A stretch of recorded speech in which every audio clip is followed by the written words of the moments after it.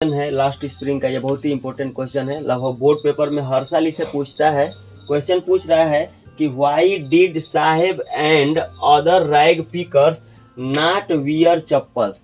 साहेब और जो और रैग पिकर्स थे वे लोग चप्पल क्यों नहीं पहनते थे। इसके आगे क्वेश्चन कर रहा है कि what excuse did they give for it, और इसके लिए वो लोग क्या एक्सक्यूज, कौन सा बहाना बनाते थे। चप्पल न पहनने के लिए वे लोग कौन सा बहाना बनाते थे। तो देखिए हम लोग का आंसर होगा, बहुत ही सिंपल आंसर है। वैसे भी अगर आप लेसन पढ़े होंगे तो आंसर आपको बहुत ही अच्छे से समझ में आएगा। आंसर है कि the Saheb and other rag pickers did not wear chappals.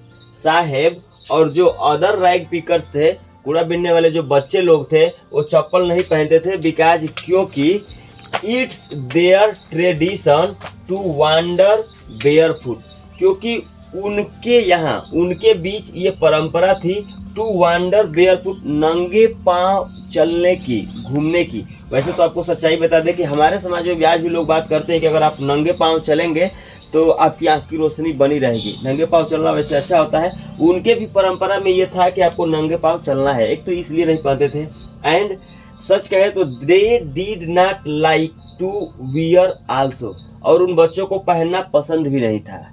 आगे है कि वे क्या एक्सक्यूज देते थे। तो एक्सक्यूज है कि दे गिव एक्सक्यूज, वे बहाना बनाते थे कि their mother did not give them from the shelf. वे बहाना बनाते थे कि उनकी माता जी उनको चप्पल नहीं देती थी, सेल्फ से उतार करके, ताक पर से उतार करके उनकी माता जी उनको चप्पल नहीं देती थी।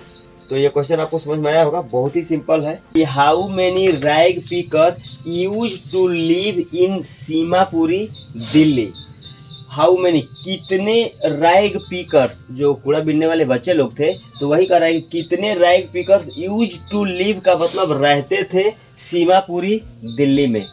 दिल्ली के सीमापुरी में कितने रैग पिकर्स रहते थे। आगे क्वेश्चन कर रहा है कि how did they settle there, और वे कैसे, किस प्रकार से वे लोग वहां पे आकर सेटल हो गए थे।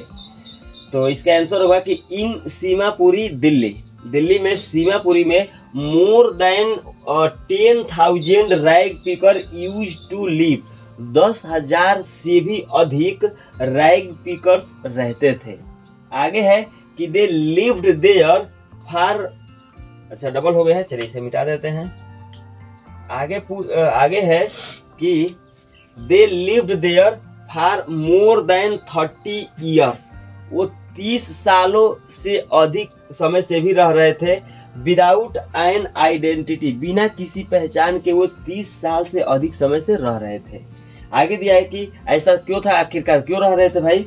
देयर होम्स एंड फील्ड्स, उनके घर, उनके खेत खलिहान वर रूइंड बाय द स्टार्स, और तूफान के द्वारा बर्बाद कर दिया गया था। सो इसीलिए दे केम एंड सेटल्ड देयर, इसीलिए वे लोग आ गए थे और वहां पर आकर के बस गए थे, सेटल हो गए थे।